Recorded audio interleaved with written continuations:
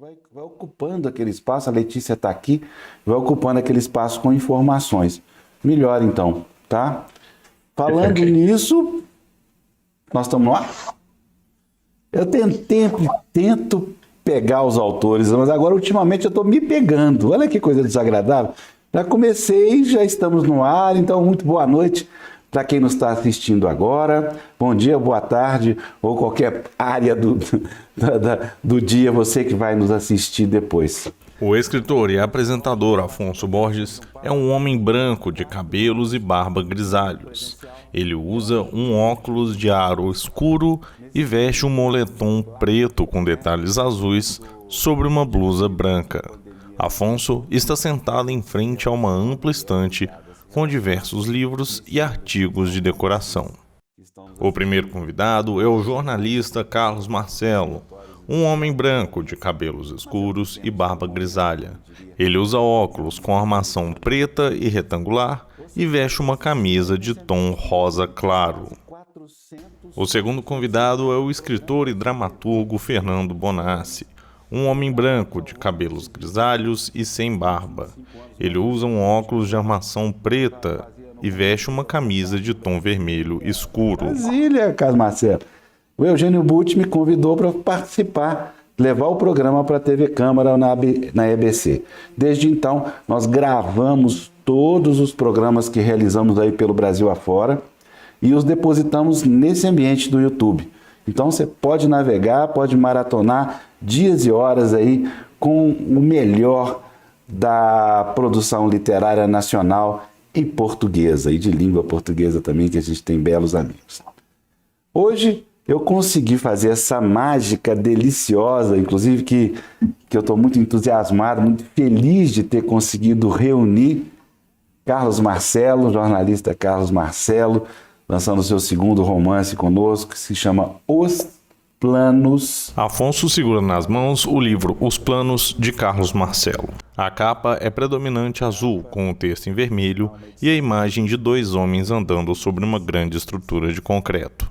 E o meu querido Fernando Bonassi, que também, como o Carlos Marcelo, já é freguês do Sempre um Papo, né, Bonassi? A gente sempre faz os livros. Verdade. Com o seu romance Degeneração, editado pela Record, também uma capa psicodélica muito... Afonso segura o livro Degeneração, de Fernando Bonassi. A capa tem uma imagem abstrata em tons de roxo e cinza. Muito bonito. Bem, gente, existem elementos que reúnem, que ligam, que conectam estes dois romances, nesse caso. Que é a frustração, que é o ambiente político, que é um pouco a realidade que está nos torturando ultimamente, são marcas desse livro. Mas eu queria dar um espaço bem separado, porque eu li os livros, eles estilisticamente são bastante diferentes. Então eu queria pedir que cada um de vocês fizesse uma pequena apresentação do livro, e depois a gente cai matando nas perguntas e na boa palavra. Queria perguntar, obviamente, começar pela letra. Então, Dr. Carlos Marcelo, muito obrigado. Conta um pouco, faz uma pequena apresentação do seu livro. Muito obrigado pela presença. Eu que agradeço, Afonso. Obrigado pelo convite. Olha, essa é uma verdadeira, para usar uma expressão que o Bonassi utilizou, e acho que depois o Marçal também utilizou, uma verdadeira ação entre amigos, né? É um prazer muito grande estar com vocês para falar sobre literatura em momentos tão difíceis, né? Falar sobre criação. Então, assim, é um respiro, realmente um bálsamo a gente ter esse espaço. E já começo logo fazendo esse registro dessa permanência, desse verdadeiro ato de resistência, que é falar sobre livros, refletir sobre livros e refletir sobre o nosso país a partir dos livros, né? Então eu acho isso muito bacana. Você perguntou sobre Os Planos, né? É o meu segundo romance. O primeiro chama-se Presos no Paraíso, que é ambientado em Fernando de Noronha. Eu escrevi, para quem não sabe, 3 livros biográficos antes disso. A biografia do Renato Russo, filho da Revolução. O Fole Roncou, que eu escrevi com Oswaldo Rodrigues, um grande amigo, que é a história do forró. E escrevi também a biografia do Nicolas Ber, o perfil biográfico do Nicolas Ber. Na coleção Brasilienses, o livro chama-se Eu Engoli Brasília. E, de certa forma, Afonso, eu acho que esse livro, Os Planos, nasce na pesquisa que eu fiz, nas entrevistas que eu fiz para o livro do Renato. porque eu entrevistei mais de 100 pessoas em 2009, entre 2000 e 2009, para o lançamento do livro do Renato, para fazer o livro do Renato, e esbarrei com vários amigos dele que não, anônimos, pessoas que não se tornaram famosas, que chegaram a montar alguma banda de garagem nos anos 70, mas que permaneceram na cidade, foram fazer outras coisas e não se tornaram famosos como o Renato Russo.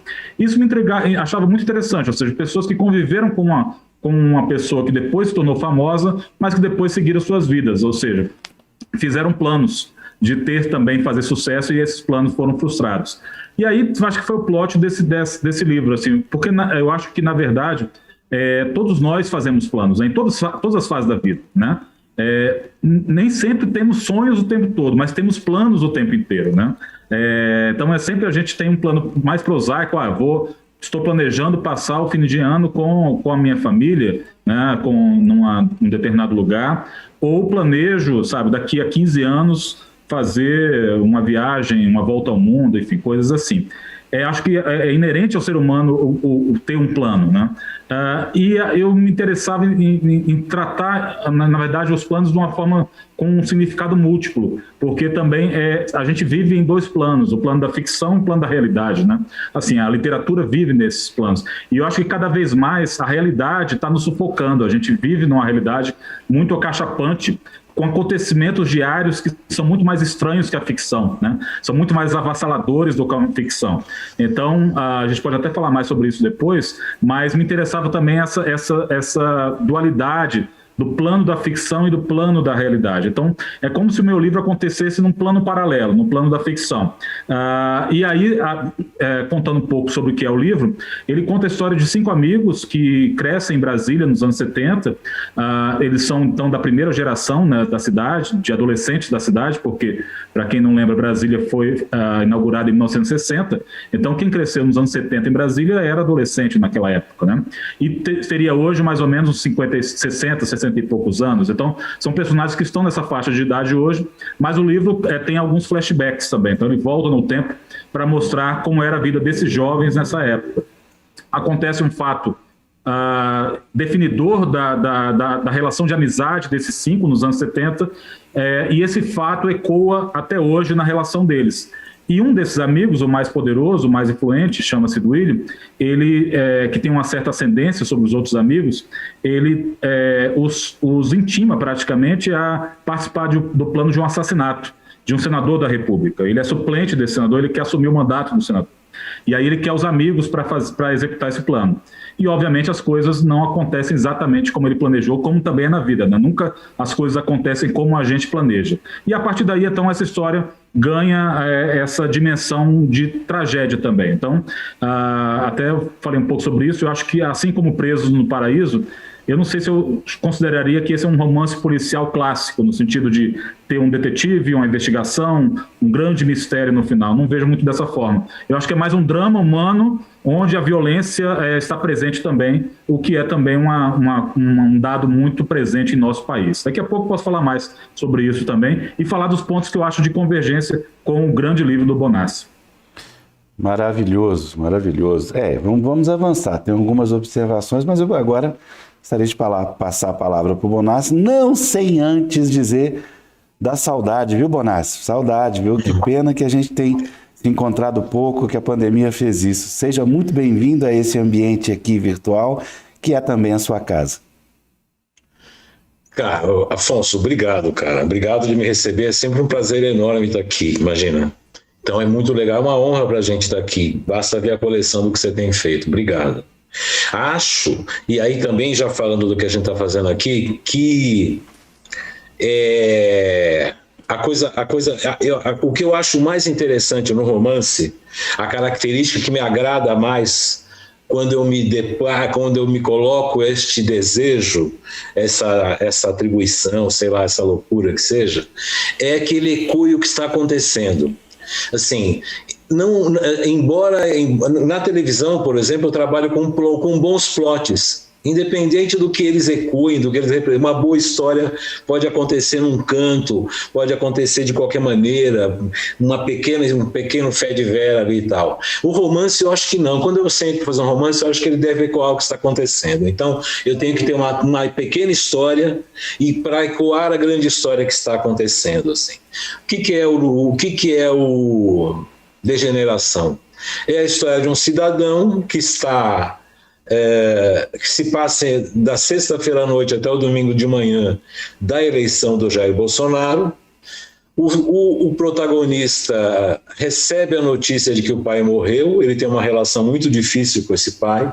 Esse pai é um sujeito extremamente conservador, como diz o filho, uma espécie de torturador de periferia. Ele frequentava a delegacia do bairro para assistir o espancamento, no primeiro momento de comunistinhas de subúrbio, depois de nordestinos e pobres e paraguaios, né? Esse cidadão finalmente morreu, esse pai horroroso finalmente morreu. Esse cara vai cremá-lo para fazer ele desaparecer da face da terra, justamente no momento em que o Brasil está elegendo alguém que tem essa representação, mas que é muito pior, porque é um fenômeno social, um cara que está sendo eleito. Então, assim, é um livro horroroso sobre uma experiência de uma geração que fracassa, porque também, eu não quero dar muito spoiler, mas esse cidadão só é bem sucedido quando lida com as práticas que ele execrava no pai. E eu acho que é isso que a gente fez. Assim, porque eu não acreditei no que a gente fez no Brasil, cara.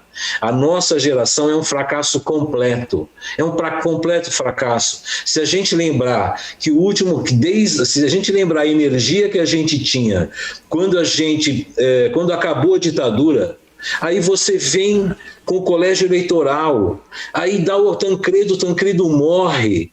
Aí dá o Sarney, que foi o primeiro governo do Centrão da era moderna. Aí a gente cai nos governos mais bem intencionados, que foram o do Fernando Henrique e do Lula, também tutelados por um parlamento de terceira linha. Não deu certo, cara. Eu tinha muita vontade de falar disso. E achei que a culminância horrorosa disso é esse cidadão, esse monstro ter sido eleito. Era preciso falar disso, dessa monstruosidade que a nossa geração fez consigo próprio. Então o livro é esse vômito desse cidadão que acha que está cremando o seu pior passado e ele está se levantando ali no domingo de manhã. Essa coisa horrorosa que a gente está experienciando aí. Legal. Agora eu vou fazer uma brincadeira. Eu vou pedir o Carlos Marcelo para falar do livro do Bonassi e o Bonassi para falar do livro do Carlos Marcelo. Pode? Rapidinho. Pode, claro. Falo com o maior prazer. Essa degeneração, eu discordo frontalmente do Bonassi quando ele disse que o livro dele é horroroso. Eu acho que o que está ali no livro dele é horroroso, mas o livro é excelente, sabe? Então, já me permito fazer essa discordância frontal. Nunca discordei tanto do meu amigo Fernando Bonassi como nessa análise que ele faz do próprio livro. Porque ele fala que é um jorro e também acho que é um pouco de blague dele, sabe? Porque o livro é muito bem estruturado, sabe? Ele tem uma voz muito forte. Ele tem um personagem que é um longo monólogo, pelo menos eu vejo assim, e que é, na verdade, uma carta, me lembra muito a carta ao pai do Kafka, porque é uma carta ao pai, mas, na verdade, é uma carta ao país, sabe? Então, assim, eu entendo esse desabafo que o Fernando coloca, mas eu acho que, na verdade, o livro é mais do que isso, é muito mais do que isso. Ele é um acerto de contas, de um filho com o pai, mas é um acerto de contas de uma geração com o seu próprio passado também, do que não deu certo. Aí sim eu concordo com ele em relação aos fracassos, mas eu acho que o livro é um grande acerto de contas, que pode ser do escritor com o seu personagem também, mas eu acho que não é um fracasso, o livro é um êxito. Então o livro não é horroroso, o livro é assombroso.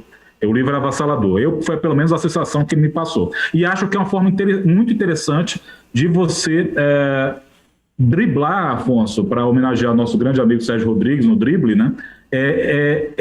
Essa presença avassaladora da realidade por todos os poros. A gente tem a presença da política, a presença de temas da realidade o tempo inteiro. A gente está sem tempo para o devaneio, né? E eu acho que o Fernando encontrou uma forma muito inteligente de mostrar isso, de mostrar essa opressão, mas sem ser de uma forma didática, sabe? Sem ser de uma forma panfletária. Eu acho que o livro dele vai muito além dessa questão. Legal. E você, Bonácio? Pois é, os planos, o que eu acho bacana nos planos, achei muito legal, achei que tinha tudo a ver daqui. A gente vai falar das semelhanças que são enormes, mas o que eu achei bacana no livro é esses dois momentos que o livro tem. Essa primeira experiência da cidade, que apesar do que estava acontecendo, que é tão da nossa geração, de certa maneira, eu me lembro que quando a ditadura foi diluindo, eu senti uma dor no coração, porque eu sou de uma família completamente conservadora. Então, assim, quando acabou aquela segurança daquele sistema que na escola tocava campainha e a gente salivava, a minha experiência foi um tanto essa. Quando isso foi acabando, eu me senti inseguro. Essa moçada do Carlos tinha esse espaço, que era o umbigo do que havia de pior politicamente, é onde eles puderam viver, que é essa experiência que a gente, antes de começar estava falando que acontece em Brasília. Brasília tem uma modernidade, funciona nesse aspecto de ecoar uma coisa que é livre, que não tem tradição, no melhor sentido, da ausência de pai, né? Assim. E a segunda parte, e aí eu acho que por isso que é uma honra estar aqui, que é um momento em que quando essas crianças, entre aspas, no livro dele, quando esses jovens caem na vida e tem que mostrar que vieram, nós somos piores, porque a minha geração, nós somos piores que a geração anterior.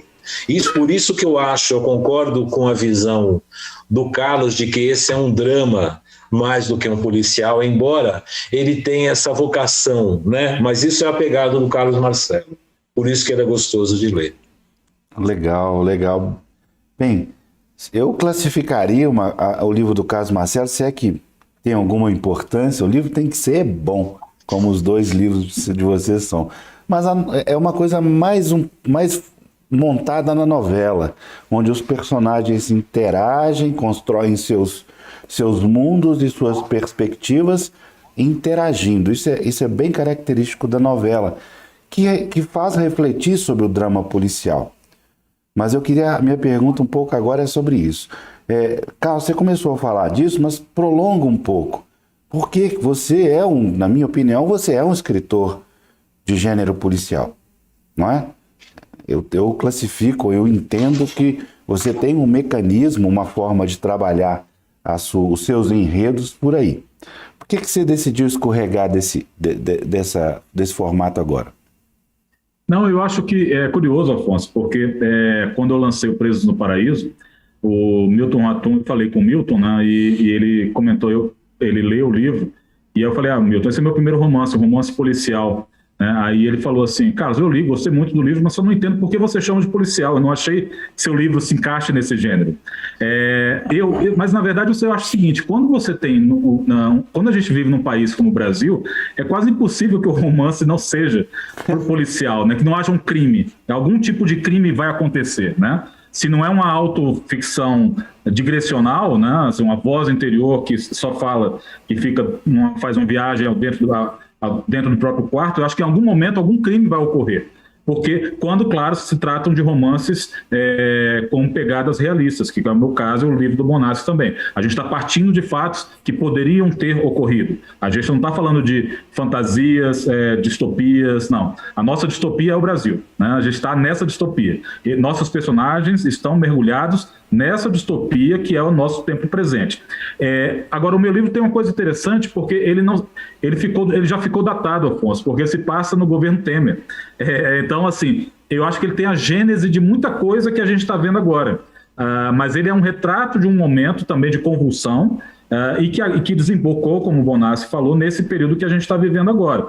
Mas ele parte dessa convicção. Então, quando eu falo sobre o gênero romance policial, é porque eu acho, sinceramente, que o formato clássico do gênero policial não me atrai tanto. Eu gosto quando esse gênero...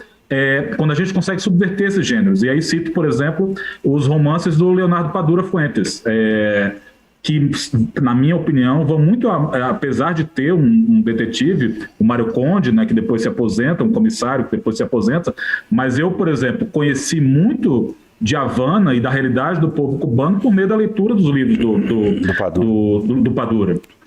Então, a Patrícia Highsmith, por exemplo, nos livros dela, ela explora uma amoralidade que está presente no ser humano, que eu acho que é comparável a dos grandes clássicos da literatura. E não são livros, então, assim... E a própria Agatha Christie, que é um modelo clássico, também, se você enxergar bem, ela faz uma aguda crítica ali, não uma crítica, mas uma fina ironia em relação à aristocracia britânica, aquela visão do nariz empolado, sabe, da aristocracia britânica do início do século XX. Então, acho que é possível, dentro do gênero, é possível você conseguir fazer algumas subversões. E acho que é isso que me interessa. Mas, na verdade, tudo isso é conversa a posteriori. Acho que o Bonassi vai entender muito bem. O livro não nasce assim. O livro não nasce dizendo, eu vou escrever um romance policial ou vou escrever um romance ambientado em Brasília, um romance ambientado em Noronha. O livro nasce de um outro lugar que a gente não sabe onde é. E aí, a partir de um momento, a gente começa a captar tudo aquilo, assim, sabe? Parece que a gente vai captando as coisas e vai colocando para dentro. Então, a gente acaba juntando. Eu acho que junta da observação, lembranças e invenção. Eu acho que o que não cabe muito no romance é a reflexão. Eu acho que a reflexão é um lugar da não ficção. Você pode até fazer o que a gente está fazendo agora, reflexões a posteriori. Mas eu acho que não cabe, na minha visão, eu não me envolvo muito com romances que são muito cerebrais, que nascem do cérebro e não de outra parte do corpo. Então, eu queria deixar isso muito claro. Que toda essa conversa é ótima, mas é a posteriori. Eles nascem de uma forma muito mais espontânea, muito mais caótica do que um planejamento. Vou escrever um romance policial ambientado em Brasília. Nunca pensei dessa forma. Bonassi? Quer falar sobre Diga, isso? querido. Não, a minha pergunta é bem básica, assim, do seu livro, até vergonhosamente básica, que é o seguinte: por que o pai? Olha, eu vou te contar uma coisa.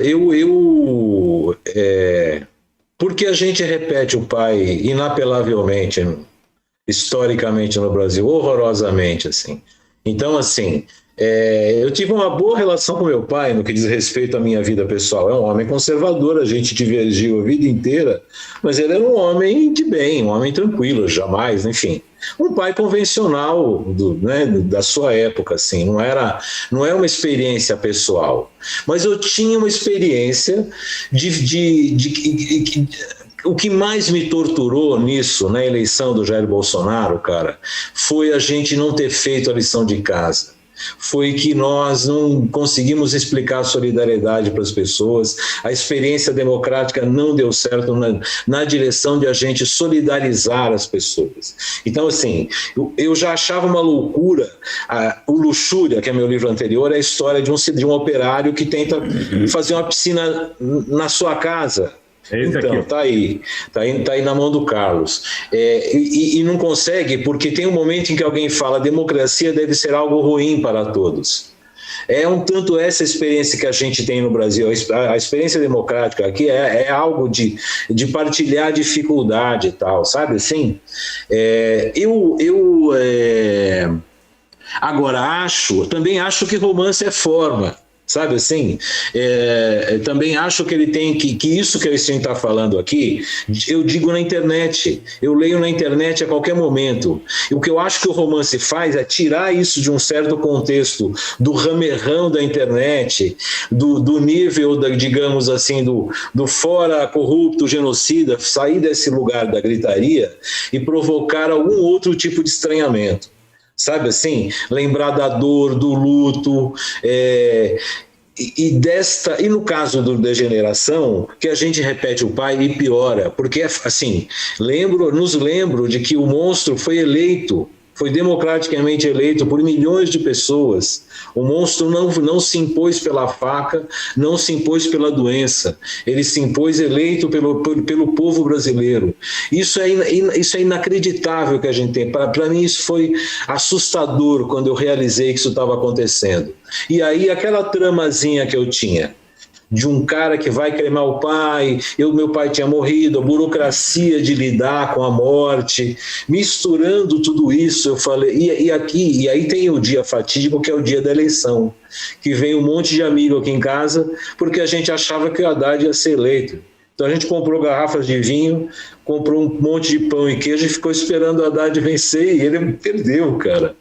E perdeu, e assim, a cidade, e desde então se estabeleceu um véu negro sobre o país, entendeu? Era preciso falar disso, e é preciso continuar falando disso, e eu acho que a melhor maneira é essa velha coisa chamada o romance. No caso da gente, sabe? Tira do contexto, cria um universo paralelo, chama a atenção do leitor para o miasma em que ele está vivendo, sem a loucura da internet, sem a ideologia desse ou daquele partido, tal. É a experiência artística da dor do que a gente está vivendo, né? Gosto muito quando você fala sobre o formato. Agora eu queria que o Carlos Marcelo, e até uma pergunta que se aplica também ao Bonassi, que é assim, como o ambiente de Brasília, que tornou-se a sua cidade de moradia, né, que é Carlos Marcelo, influenciou nesse livro. Olha só, Afonso, é óbvio que facilitou muito o fato de eu moro em Brasília desde os 15 anos de idade, né, assim, então, assim, eu conheço bem a cidade, e acho que o que eu escrevo precisa ter uma relação, pelo menos a ficção, e no livro do Renato já tinha isso também, na biografia, uma descrição do ambiente, sabe? Eu não acredito muito em personagens que nascem em estufas e que não estão ambientados. Por exemplo, o próprio livro do Bonassi, que já falamos sobre isso, que tem uma proposta estilística bem diferente, mas eu me senti muito oprimido nos corredores daquele Hospital dos Italianos, sabe? Naquele ambiente que ele coloca lá, foi muito angustiante estar com aquele personagem naquele ambiente. E eu acho que ele foi muito feliz nessa descrição. Então, eu acho que também é necessário que a gente consiga fazer uma recriação. Não eu acho que é importante destacar uma coisa, não é uma reprodução verossímil. Eu acho que a gente não precisa buscar um detalhamento, sabe, de uma verossimilhança. Mas eu acho que a gente tem que buscar uma coerência para aqueles personagens, para aquele ambiente daqueles personagens. E me interessava, Afonso, ambientar essa história em Brasília, porque, de certa forma, e você deve ter percebido isso também, o livro trata também, mas numa outra camada, de um certo embate entre a natureza e o ser humano. E Brasília é um símbolo disso, né? Assim, era um terreno ermo do Cerrado, todo o Cerrado estava preservado, e vem uma equipe liderada pelo JK, Israel Pinheiro, a turma constrói uma cidade em 5 anos, e devasta uma área imensa para poder encher de concreto, né, esse ambiente. Então é uma experiência muito forte, e até por isso que eu coloquei na epígrafe do livro um trecho de um dos primeiros escritores de Brasília, biógrafos de Brasília, que é o Clemente Russo. Ele fala assim: para que a cidade, flor agreste de beleza, semente humana de grandezas, se tornasse realidade, foi preciso a matéria principal, o homem e o sangue do homem. Esse está no livro Invenção da Cidade. Só que ele fala isso de uma forma laudatória, como era muito comum na época, mas essa frase eu achei muito forte, ou seja, para construir essa cidade era preciso ter não só o homem, mas o sangue deste homem, de milhares de homens, né? Então eu falei, já há uma gênese violenta na própria cidade. E então ela é um personagem do livro, ela não deixa de ser um personagem do livro, como era também a ilha de Fernando de Noronha no Presos no Paraíso. Presos do Paraíso. Que até o Rodrigo Lacerda fez uma observação muito interessante quando ele leu, e falou: Carlos, eu só não entendi uma coisa, se eu fosse escrever esse livro em Noronha, eu teria gasto umas 10 páginas descrevendo a exuberância da natureza, e os seus personagens não olham para a natureza com essa exuberância, mas é porque não cabia. Era um personagem, eram 2 protagonistas, um estava muito angustiado e o outro já morava na ilha. Então, ele não tinha esse deslumbre com a natureza, ele já estava acostumado com isso, né? Então, me interessava muito, então, Afonso, e sem dar spoiler, mas me interessava muito essa insurgência da natureza em relação ao ser humano. É como se a natureza pegasse de volta o que foi tomado na inauguração da cidade, no processo subsequente, que acontece em BH, sabe, no Buritis e tantos lugares, e acontece também em São Paulo, foi assim também que foi feita a cidade, a expansão da cidade. Bonassi, no caso do seu romance, fazendo uma brincadeira aqui, o lugar de fala do ambiente foi determinante para isso, ou esse romance poderia acontecer em Brasília? Não, esse romance deve acontecer num lugar velho e decadente, não num lugar novo e decadente. Se a gente achar que depende do lado para o qual você olha para Brasília. Hoje você vai pensar assim também. Não, mas é um lugar mesquinho, antigo e ultrapassado. É um bairro de velhos num canto da cidade de São Paulo, de velhos italianos que passaram a vida reclamando dos governos democráticos, que agora lhe dão as últimas pensões. Entendeu? Esse só poderia acontecer ali. É um lugar mesquinho de gente atrasada. Este é o lugar em que nasce, em que está o pai desse personagem, esse pai que vai morrer nesse lugar que é predominantemente eleitor conservador, tal. Esse só poderia acontecer nesse lugar. Há outros lugares assim.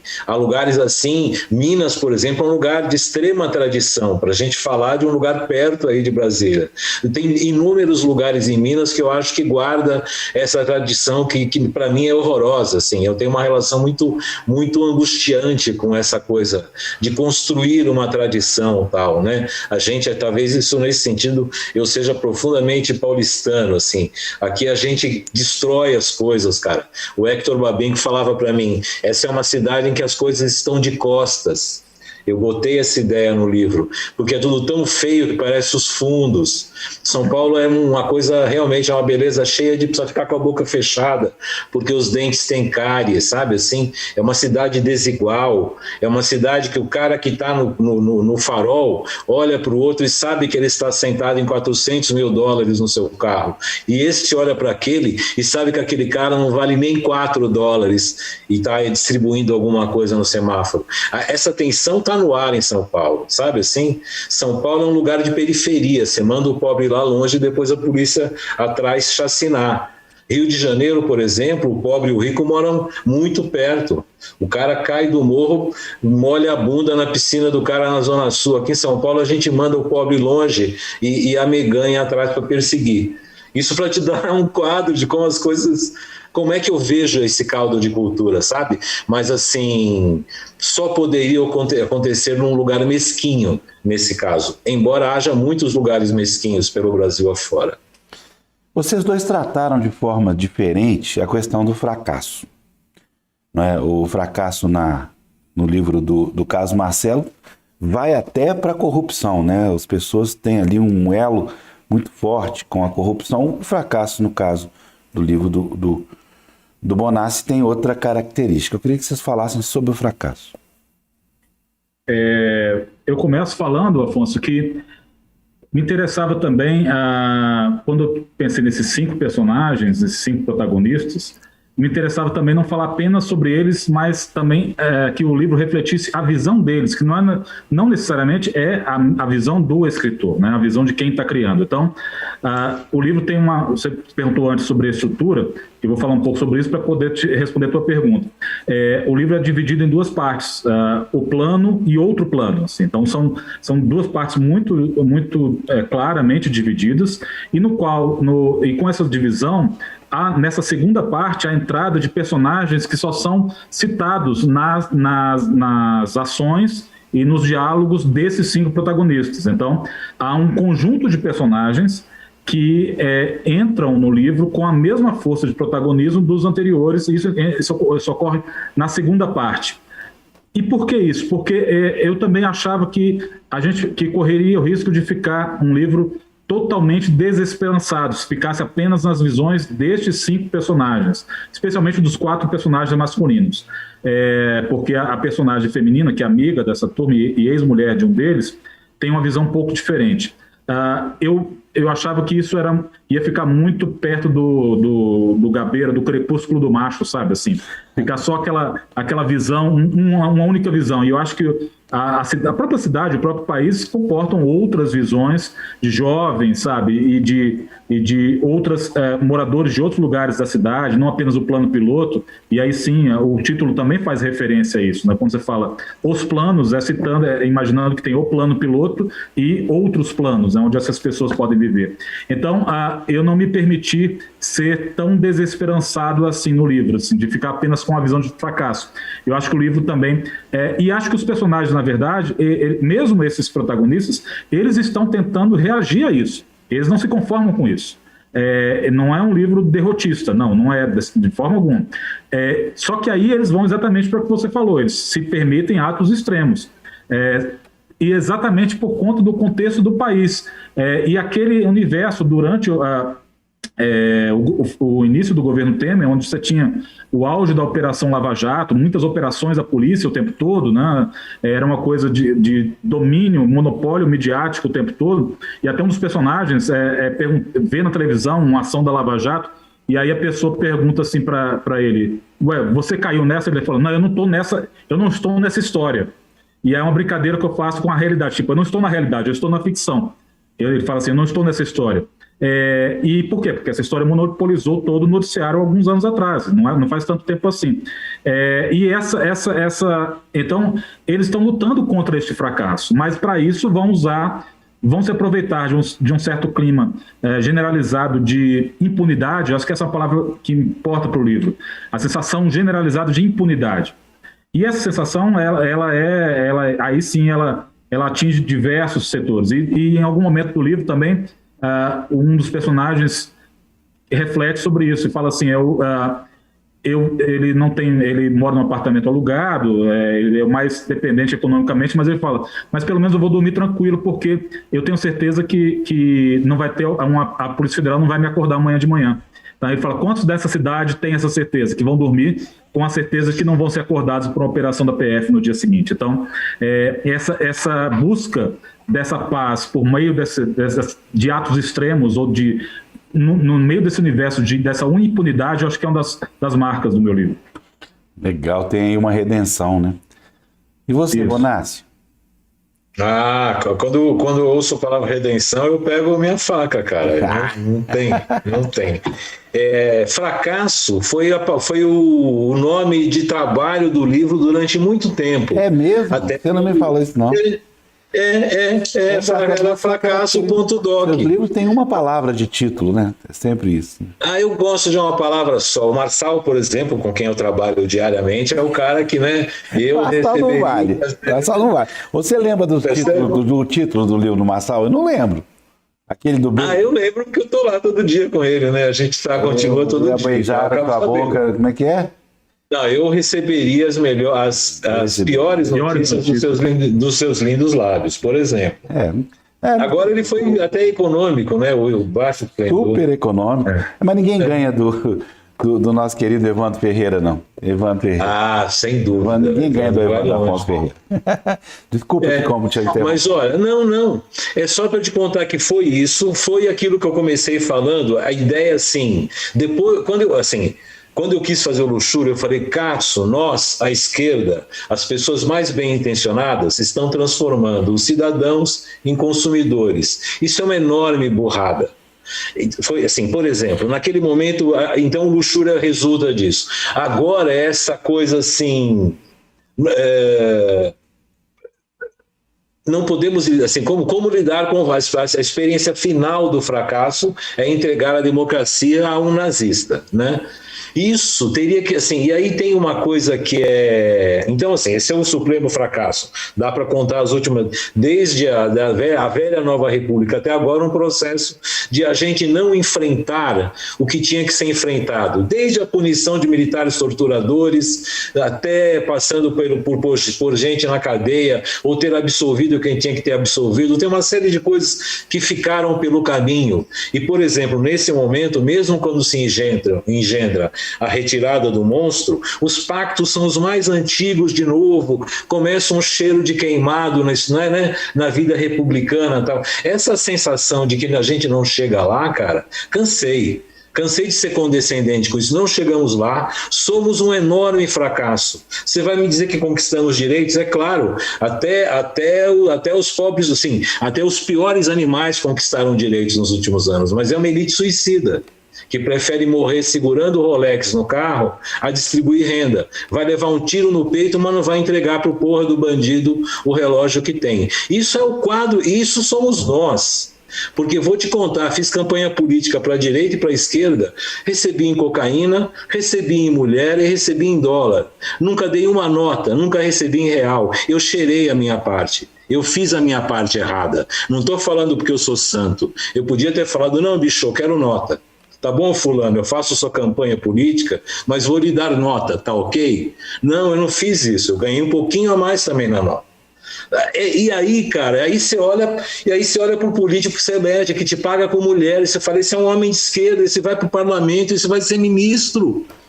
E esses caras estão pagando redator com putaria, você fala, legal, that's the fucking country where I live, sabe assim? E se assistir isso, para mim, durante a minha vida profissional, assim, foi estarrecedor e maravilhoso. Minha vida como roteirista também me pôs no Carandiru num momento em que a política virou crime e o crime virou política, porque assim, a juventude aqui em São Paulo paga para entrar no PCC 400, 500 reais por mês para pertencer a alguma coisa que é o crime organizado, cara. A mim, pelo menos, me davam o spray e o slogan abaixo a ditadura. Era menos ruim. Viramos isso. Então eu queria escrever sobre isso. Com a devida irritação, que eu acho que aí é a coisa da forma que falamos, né? Tinha que ser escrito com a devida irritação, tinha que ser escrito com o devido amargor, numa espécie de recorrência e de franqueza rude sobre o que a gente está vivendo. Sabe assim, quando eu sentia que tinha muita metáfora, eu cortava. Quando não era reto, eu cortava. Não é desbocado, não é boca suja. O livro tem até uma certa sofisticação de construção, afeta algumas construções organizadinhas, assim. Mas é apenas a franqueza rude que prevalece. Então, assim, de forma, eu me lembro de ficar... Só enquanto eu estava irritado, e só enquanto eu conseguia configurar essa, digamos assim, a falta de melhor palavra nesse momento, franqueza rude sobre o que eu queria dizer. Se naquele momento eu fosse falar de como esse meu pai pensava o trabalho, e ele odiava o trabalho físico, né? Era um sujeito que era um preguiçoso e um vagabundo, então eu começo disso. Meu pai era um homem vagabundo que me tornou vagabundo desta maneira, com essa clareza. Então, assim, do ponto de vista formal, era encontrar essa voz. Às vezes você perdia. E eu acho que eu acho mais fascinante e horroroso no romance é que você não sabe o que vai acontecer amanhã, bicho. Você vai levantar, vai sentar e vai falar, putz, agora eu tenho que fazer o Afonso levantar desse lugar, por exemplo, e ir para o quarto com um propósito. Ele vai fazer alguma coisa. E isso tem que manter o caldo do livro. E você é outro dia, 24 horas depois. Na televisão já é chato conseguir isso. No romance, só quando vale a pena escrever a história. Só quando você fala, porra, é isso que eu quero falar. Aí você entra e passa ali alguns meses da sua vida, mas demora décadas para você chegar aí. Carlos Marcelo, quer falar? Não, eu ia fazer uma pergunta para o Bonassi. Eu vou dar uma de Afonso Borges e fazer uma pergunta. Você já tem os finais do livro quando você começa a escrever, Bonassi? Porque eu tenho os finais. Eu não consigo. Eu não consigo nada. também. Não, eu tenho finais. Eu tenho sempre o final. Eu sabia que esse cara... é que é um spoiler. Eu sabia que ele ia repetir o pai. Não. Eu sabia que na cena final aquele cara ia fazer aquilo que ele faz. Aí eu falei, que boa ideia. Graças à minha loucura, sei lá, essa ideia, pum, amarrei. Porque aí tudo converge para lá. Eu tenho a dificuldade de não ter eu fico pensando assim, como é que eu começo um pedacinho é meio cônico, não é um bloco. Quando eu começo esse romance, começa milagrosamente, começa por um tom de escrita, por uma boa entrada, por um bom texto, pela boa formulação. Isso é forma quase poética. Estamos falando de poética e não de narrativa, mas essa poética só se consolida para mim na escrita do romance quando eu sei levar esses pedaços de maneira a convergi-los para lá, de uma maneira diferente do cinema, porque o cinema você às vezes pode cortar para um outro lugar, voltar, no romance também, mas assim, a impressão da imagem no cinema, a impressão de realidade é tão forte que a coisa, você narra qualquer tralha em cinema e as pessoas são atraídas por aquilo. No romance você já tem que jogar laços, jogar alguns pregos, tal. E sem o fim, cara, você não tem fim, por exemplo, como é que é com você? Não, pelo contrário, exatamente. Na verdade, quase sempre o fim nasce quase junto com o final, com o início. O meio que é o desafio. Então, mas eu já venho uma cena, por exemplo, muito forte que vai ser o desfecho. Então, eu vou fazer tudo para chegar ali, mas eu já tenho na cabeça. E me surpreende muito quem começa a escrever sem saber quando vai parar, sabe? Que vai num fluxo grande e não sabe onde vai parar. Eu acho que num livro que tem que está atrelado a uma trama, como é no meu caso, eu acho isso muito difícil, fazer isso, sabe, de uma forma espontânea, fazer um work in progress ali, um fluxo, eu acho até muito desgastante, eu não trabalho dessa forma. Na verdade, não é trabalho, né? Mas assim, eu gosto... Por que eu escrevo, na verdade? Eu acho que a pergunta vale para você também. Eu escrevo para colocar em palavras cenas ou sensações que vieram à cabeça, né? E às vezes vem uma imagem tão forte que você fala, não, eu quero escrever isso. Então, por exemplo, sem dar spoiler também, uma das últimas cenas, vamos chamar assim, do livro, que se passa no Jardim Zoológico, foi uma das primeiras coisas que eu escrevi. No Preso do Paraíso também, eu escrevi o final, e depois eu fui juntando o início e o fim. Eu escrevi o meio por último. Então, assim, e acho que interessante na tua literatura que tanto no Preso Entre Ferragens, quanto no Luxúria, quanto agora no Degeneração, acontece alguma coisa e aí vai, né? Assim, tem um plot. Tem algo forte que acontece e ali vem tudo, né? Mas você já começa em alta voltagem, não? Ó, gente, vou dar uma paradinha básica. Pera aí um pouquinho, só, Bonassi, que é para agradecer o povo que está aqui, as muitas pessoas que estão nos assistindo aqui pelo YouTube. Aqui tem a Ana Medina, lá do Solar dos Montes, Seleção Literária, Sérgio de Sá, boa noite, Gabriel Santabala, querido colaborador, Eduardo Knaipe, Joca Renes Terron, o Joca aqui, maravilhoso, parabéns Afonso, salve Carlos, Marcelo e Bonassi, parabéns pelos livraços, bem o Joca. Aliás, o Joca, os dois livros do Joca falam muito sobre o Brasil de hoje também. Quem quiser entender o nosso país vai ter que passar pelos livros do Terron. Bonassi, Thaís Guimarães está dizendo que você está afinadíssimo, Bonassi. Olha só. Nossa, preciso ler Planos e eu quero dedicado, Carlos Marcelo.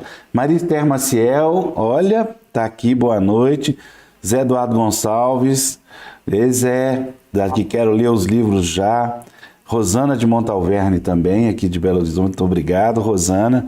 Quem quiser fazer perguntas pode fazer e nós estamos aqui reunidos por causa dos dois livros do Fernando Bonassi, de Degeneração, e Carlos Marcelo, Os Planos. É sempre bom a gente dar uma lembrada, né? Dizer que vocês estão assistindo aqui, mas não se façam de rogados. Podem comprar os livros a hora que quiser, agora, depois. Agora vamos tentar retomar a moeda, né? O fio da meada, mas era só uma curiosidade mesmo. Eu perguntei para o Bonassi sobre isso. Com relação ao Bonassi, a minha indagação na leitura do seu livro foi sempre ficar me perguntando assim, os seus itálicos nos inícios das frases se dirigiam, é claro, a alguém, né? Não tenho tempo para isso, grito pela primeira vez na minha vida, a bem dizer, na recepção do Hospital dos Italianos, entre solitários. Quer dizer, os seus itálicos eram dirigidos no livro a você, ao público ou ao ambiente que você criou? Sim, o livro se alterna entre este monólogo interior em relação ao pai, ao que ele viveu com o pai, e ao presente da burocracia, que o irrita profundamente. Então, assim, quando eu acho isso um golpe literário interessante e que funciona muito bem no teatro e que não por acaso tem um altarzinho aqui para o Graciliano e um altarzinho para o Brecht. E no altarzinho do Brecht tem essa coisa que é assim, eu estou falando assim, ai Afonso, eu te amo, ai desculpa, tem que desligar o fogo, sabe assim, tem um corte, tem assim, ele não deixa você chorar, ele não deixa você assim, se derramar em sentimentos, porque logo vem formalmente uma coisa que diz, acorda malandro, sabe assim? Tem um brilhante, Bonassi, que é um resumo, acho que serve até para o meu livro também, que é éramos o país do futuro, e agora? Né? É um dos itálicos. Exatamente. É maravilhoso, assim, é a nossa cara isso, né? De qualquer maneira, tem uma coisa nisso, no caso do Degeneração, que eu acho, só para constar, a gente estava falando de estrutura, de forma, de como é que as coisas funcionam. No caso do Luxúria e do Degeneração, tem uma coisa que corre em paralelo, que uma coisa, no caso do Luxúria, é a construção da piscina, e no caso do Degeneração, essa espera do cara que vai, essa espera do pai, esse enfrentamento da burocracia que vai culminar na manhã. Então, essa é a estrutura, digamos, narrativa. E tem uma coisa muito importante na minha formação, que é o teatro. Eu nunca estudei teatro, mas eu fiz teatro de grupo, trabalhei com o Galpão um pouquinho, quase a gente fez um espetáculo, lamentavelmente não deu. Mas eu trabalhei com grupos em que a gente criava coletivamente. O que é isso? Adaptei Apocalipse Bíblico com um grupo muito bom aqui de São Paulo, chamado Teatro da Vertigem, e a gente saía improvisando, cara. Teve em Minas, teve aí, teve em Brasília, teve, enfim, felizmente viajou. De qualquer maneira, o que a gente fazia? A gente propunha, estudava um conjunto de conhecimentos, nós, os dramaturgos e os atores, e a gente ia para a sala de ensaio brincar com isso. E quando a gente brincava com isso, sempre tinha essa coisa de para quem o ator fala. E até hoje eu não consigo ir ao teatro ver uma peça com esse negócio chamado quarta parede. Eu acho que a coisa mais bacana do teatro é a presença do ator, que se volta para o público e fala: aí, cidadão, ... e fala alguma coisa. Eu não consigo entender teatro de uma outra maneira que não seja isso. E isso está no livro, está nos melhores momentos do Degeneração, essa fala direta. Do ator que abre o espetáculo e fala: hoje minha mãe morreu, ontem eu não sei. Convido o espectador a participar desse sofrimento porque tá perto. Então, assim, a velocidade do monólogo é importante. E aí volta ao que você falou, da coisa de ter guardas para não se perder. Criar um texto em primeira pessoa, na velocidade de um monólogo, frequentemente tende a desagregação, tende a perda dessa coisa. Há um espraiamento tão grande das suas ideias que você deixa de contar o que está contando. Por isso que no caso de Degeneração, eu fiz uma pesquisa bastante detalhada da burocracia de liberação e de cremação de um cadáver, porque eu sabia que essa demora ia me guiar enquanto eu tinha que falar o que eu tinha que falar e o Jair estava sendo eleito na manhã de domingo. Essas coisas tinham que andar junto. Então, a estrutura da espera burocrática foi muito importante. Então, eu pesquisei bastante, porque eu sabia que eu ia precisar escrever cenas para eu poder vomitar o que eu pensava do meu pai, mas ancorado em meia dúzia de fatos que se passam nessas 48 horas. Isso para falar de como é que a gente trabalha, né? Como é que a gente faz o que a gente faz. Mas concordo consigo, a gente faz o que a gente faz por uma coisa anterior a isso, por uma loucura e um ódio anterior. Carlos Marcelo, no seu caso, as aspas tinham esse sentido que o livro do Bonassi tinha. Nas aspas, você também conseguiu teatralizar, digamos assim, a vida desses personagens? Eu acho que sim, eu acho que diálogos são sempre um grande desafio, né? A gente publicou recentemente, até no Pensar do Estado de Minas, uma grande matéria com Luiz Vilela, né? E eu acho que é um dos maiores dialoguistas do Brasil, né? Assim, e é impressionante. E o que ele faz parecer fácil, mas na verdade eu imagino que ele tem de uma mangueira ele faz um bonsai, sabe? Assim, ele vai desbastando até chegar na carne. E acho que diálogos são sempre um desafio, porque eles não são apenas, eles não podem simplesmente mimetizar uma realidade dos personagens, até porque eles vão falar de forma diferente. No meu caso, eu tenho 10, 12, 15 personagens falando, interagindo. Então, esse é sempre um grande desafio. E acho que os diálogos não podem ser também apenas repetir o que a ação já vai antecipar, o que a ação já disse também. O diálogo, na verdade, ele é um despiste, muitas vezes. O que me interessa mais é quando tem um contraste, assim, um contraponto entre o diálogo e a ação, ou o pensamento. Então, eu me permito, algumas vezes, usar os verbos que quase ninguém usa, mas eu falo assim, Carlos Marcelo disse isso, mentiu, entendeu? Eu gosto de usar um pouco de mostrar o narrador, que existe um narrador e ele sabe o que está acontecendo, existe um narrador onisciente. Mas eu achei interessante, Afonso, porque eu usei aspas nesse livro, e foi muito bom você falar sobre isso, porque no Preso no Paraíso eu usei travessões para sinalizar os diálogos. E nos planos eu optei pelas aspas. E por um motivo simples, porque eu quero que aquela história do preso fique em Noronha, com aqueles personagens falando daquela forma. Nos casos planos, não, eles falam de forma aspiada. Eu acho que fica fica diferente daquele livro, e também por outro motivo, porque o livro tem 3 ou 4 flashbacks. E tem uma coisa interessante que eu achei, que só percebi depois também, mano. Olha que louco. É que o livro é narrado no passado, né? Ou seja, ele disse, né? Assim, não é no presente. Só que os meus flashbacks são no presente. Para fazer esse contraponto. Vou correr disso. Então, por exemplo, tem um capítulo aí chamado Uma Noite em 78, que ele é todo em tempo presente.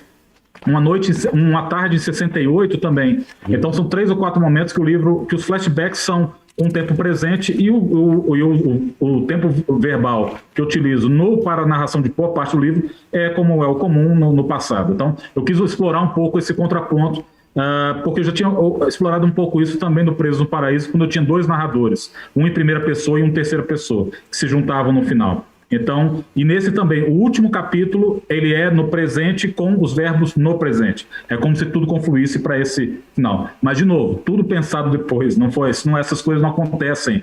Você não põe isso numa receita e fala, eu vou escrever dessa forma. Eu, sinceramente, eu acho que isso cabe para não ficção, esse planejamento muito meticuloso. Claro que, no caso do meu livro, os capítulos têm mudanças que antecipam, que dão um gancho para os próximos capítulos. Não tem esse lado meio folhetinesco do romance policial. Mas isso é o máximo que eu me planejo. Tipo, esse capítulo vai até tal ponto. Mas eu me permito sempre só deixar, por exemplo, no computador, 2 ou 3 palavras-chave, tipo, o que eu vou falar ali. Mas não mais do que isso. Dar uma cena e depois juntar. Mas não é tão planejado assim, apenas o ordenamento dessa ação. Legal. Agora eu quero fazer uma provocação, que é a seguinte. Olha, desculpa, eu sei que a situação política brasileira nos levou ao que estamos vivendo. Eu discordo do fato de que a população brasileira elegeu este senhor que está na presidência. Quem elegeu esse senhor foi os não votantes.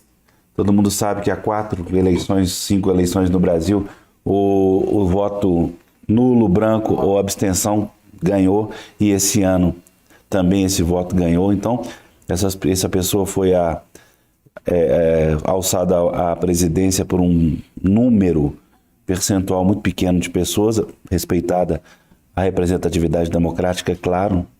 Eu estou dizendo que pouca gente. E que se pelo menos as pessoas que ficaram em casa, ou viajaram, ou não se interessaram em votar, forem votar ano que vem, o resultado é muito claro qual será. Acho importante dizer isso, mas eu estou dizendo isso para contestar um pouco a questão da frustração e esse fio mágico ruim que está sendo configurado, não só por vocês, mas por toda uma geração ligada ao fracasso. Porque uma geração que tem Fernando Bonassi e Carlos Marcelo não fracassou. Ponto. Imagina. Entende? Temos isso na nossa, e tantos outros, né? Eu fiz uma relaçãozinha aqui, Carlos Marcelo, só de M, Marçal Aquino, Marcelo Rubens Paiva, e só de F, tem tantos amigos e colegas que podem reafirmar essa minha expressão, essa minha fala, de que não... E que estão escrevendo tão bem sobre o Brasil e sobre o momento, sabe? E que isso vai ficar. A gente falou do Joca Terron, mas tem tanta gente escrevendo, e é uma pena que, infelizmente, e aí a gente vai falar depois desse assunto para outro lugar, mas que a gente perca tanto tempo, às vezes, nas redes sociais e não esteja lendo o que esse pessoal está escrevendo. Isso sim, eu acho que é uma perda de tempo, e isso depende de política, de político no poder, de quem está no poder. A gente está perdendo muito tempo e deixando de conhecer visões do país, visões de mundo, por estar muito fascinado ainda com a tecnologia e com redes sociais e tudo. Eu acho que isso, infelizmente, isso tem causado um grande prejuízo ao hábito da leitura no nosso país. Tem, mas aí também eu tenho outro argumento legal. Hoje eu estou afim de... O primeiro é o seguinte, olha que alegria ter tantas semanas no primeiro livro dos mais vendidos no Brasil, como Torto Arado. Olha que alegria ver a historiografia brasileira na voz de Heloísa Starling, Lilian Schwartz, Mary Del Priore, Lira Neto e tanta gente, isso saindo, né, surgindo na forma de pesquisas brilhantes, livros sensacionais. Enfim, eu estou dizendo tudo isso, só falta cantar a música do Chico Buarque, mas não é o caso. Eu só lembro de uma entrevista que a Rosemarie Murar deu ao Jornal do Brasil, ao finado Jornal do Brasil. Vocês lembram que era um perfil de consumidor? Então lá não tinha aquelas palavrinhas, perfume colorido, e a última era assim, frase da sua vida, resuma. Ela falou assim, foda-se. A repórter, não pode, Jornal do Brasil não pode pôr essa frase. Ela falou, tá bom, então põe aí, tudo passa. Então é para dizer que tudo passa e dizer que as plataformas que a gente já alcançou democráticas vão retornar naturalmente. Tudo isso vai ficar na história. E o meu desejo sincero é que daqui a 1 ano, daqui 2 anos, daqui 3 anos, vocês façam livros estruturados em uma só coisa, na imaginação.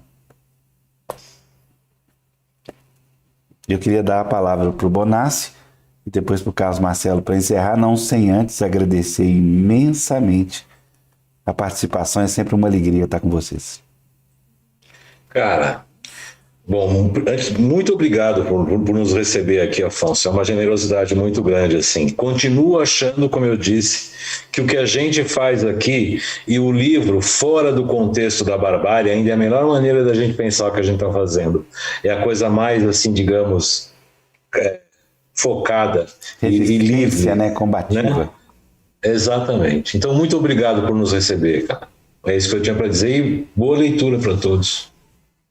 E eu tenho para dizer, pegando sua frase, Afonso, da Rosemarie Murar, tudo passa, é verdade, e os livros ficam, né? Assim, um dia nós não estaremos aqui, e os livros desses grandes escritores que estão aí atrás da sua estante, né? Que com certeza estão aí, vão permanecer. Essa é uma certeza, essa é uma convicção que eu tenho, e eu faço o mesmo convite. Meu livro tá no site da minha editora, Letramento, editora mineira, e eu faço um convite para que todo mundo conheça, então, essa história dos planos.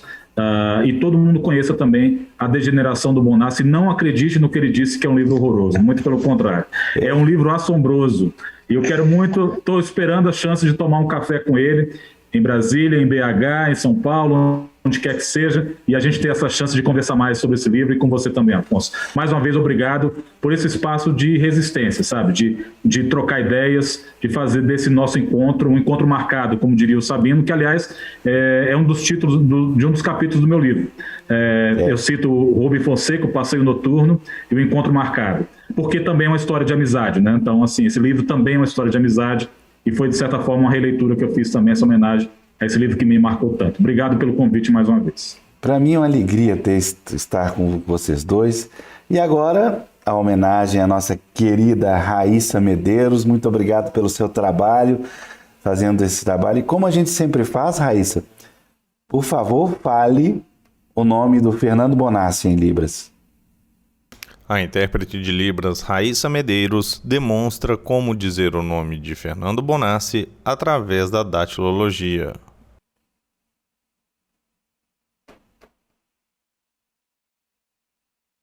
Maravilha. Carlos Marcelo agora. Também através da datilologia, Raíssa demonstra como dizer o nome de Carlos Marcelo.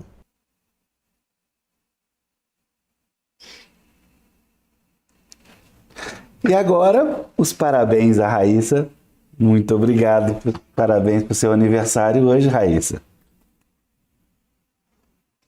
Tem uma surpresa para ela aí, gente? Vamos fazer?